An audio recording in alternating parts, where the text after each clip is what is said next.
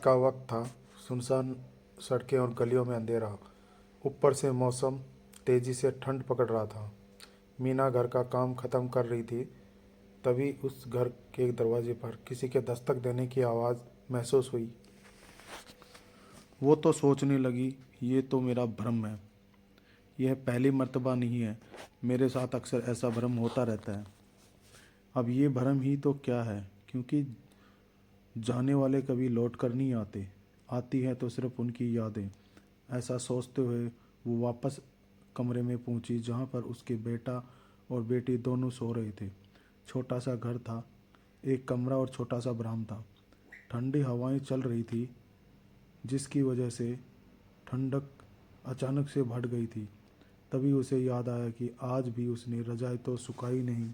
लगता है आज की सर्द भरी रात केवल चादर में ही गुजारनी पड़ेगी। चलो चादर ही सही। उसने आधी चादर बेटा और बेटी को उड़ा दी और आधी खुद के ऊपर डाली ही थी कि फिर से दरवाज़ा खटखटाने की आवाज़ आई। उसका हृदय तेजी से धड़कने लगा। आखिर इतनी रात गए कौन होगा? कोई जंगली जानवर तो नहीं है? तब तक फिर से आवाज़ आई। इस बार वो उठी और उठ के आवाज़ लगाई, कौन है, कौन है वहाँ? मैं हूँ, दरवाजे के बाहर से आवाज़ आई। कौन मैं? कहते हुए मीना ने दरवाज़ा खोला और फिर से हिचकिचाते हुए पूछा, जी आप कौन? जी बहन, मैं लक्ष्मी।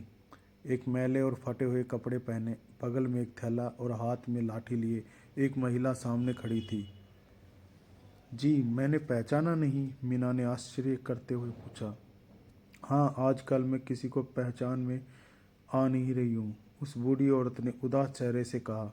मैं कुछ समझी नहीं, आप क्या कहना चाहती हो? मीना ने विनम्रता से कहा, बहन कहना तो कुछ नहीं, बस एक रात गुजारने की गुजारिश कर रही हूँ। उस औरत ने हाथ जोड़े। अरे अरे, अंदर आइए, कहते हुए एक टूटी सी चारपाई जो हमेशा एक कोने में खड़ी रहती थी, मीना ने उसे साइड में बिछाया।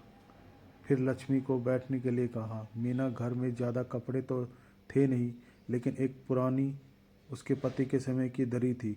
उसे बिछाते हुए पूछा, आप कौन हैं? बच्चे नहीं हैं आपके?